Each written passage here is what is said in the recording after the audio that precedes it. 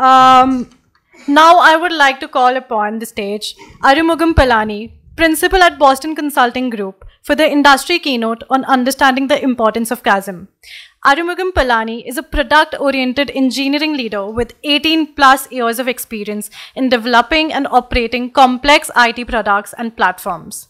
At BCG, he focuses on successful and sustained tech and data transformations with technology, engineering, data, cloud, and security areas with practitioner lenses. He previously worked at Oracle, Ariba, SAP, Visa, Exotel, etc. Over to you, Arumugam. Thank you so much.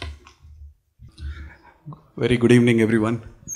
As I said, it's evening. Bangalore Friday evening traffics are totally unpredictable, and happy to see so many people are here. Again, thanks for the great introduction from you.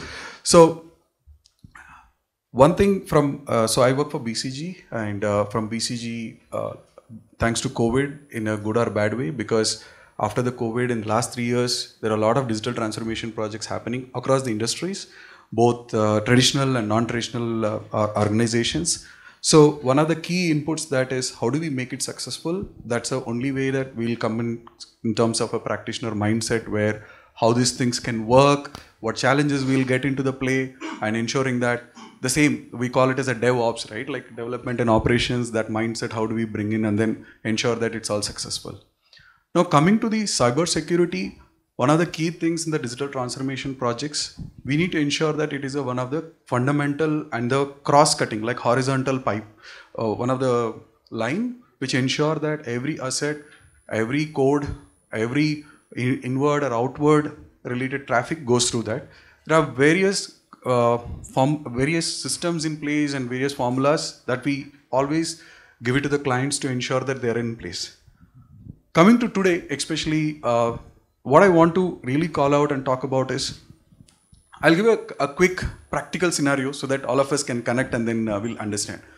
There's a 12 o'clock in the night, somebody calls, and most of you guys would have seen, hey, our keys are being exposed in GitHub, and AWS called us and go and change it, right? For an example, I'm calling out. So what happens is we call and say, yes, come on, we know the code, change the key, take it out and go and deploy, right? Hopefully if you have CI/CD pipelines, it will be manageable. If not, then it will be taking time. The worst part of that is, there are many instances which have been stopped, nobody's been using, but instances which are active, we'll go and first attack that first, which are not active, we won't attack. But after some point of time, somebody will open up, for some reason it will pop up, right? So this has happened to me practically, and we sat for over the weekend to ensure that all of this is coming into the play. Similarly, there is one set of a code where one key with a SFTP access key, somewhere somebody dropped it, unfortunately. That caused a lot of problems, and we had to go and change. Similarly, some of the devices, like with COVID coming in, people are distributed across the board, and one laptop is not getting updated, and having the source code on their machines, it's always a challenging. But last but not the least, the last log4j, which all of us have seen, this is everywhere is there, and wherever Java installations are there, this is the challenge. And during that quarter, wherever I'm going and talking to the people, they're all said, boss, don't disturb me for next 1 week, because I have to remediate it, otherwise my production is down and I'm going there. So what I'm trying to say here is that, as Sir was mentioning, the number of devices or the cyber assets, the numbers are increasing.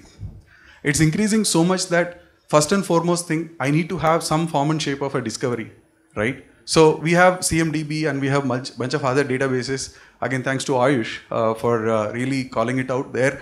We keep the Excel sheets, managing it, especially startups, so they don't have a large budget. So obviously we do hooks here and there. So, but certainly, this actually calls for a dedicated and systematic approach, right? Saying that I should know at least what are the resources are in place, who are interfacing with internet or external systems, and I should have that inventory, not just manually, but continuously being discovered. Afterwards, I know about what policies are in place, and after those policies are in place, we know the vulnerabilities possibly be there, and we can remediate it proactively, right? So recently, I was talking to one of the CISOs, and we were discussing about what is the vulnerability we have. So there's a number given, which is a little bit low. And of course, we were trying to understand how do you make it better, and we discussed everywhere.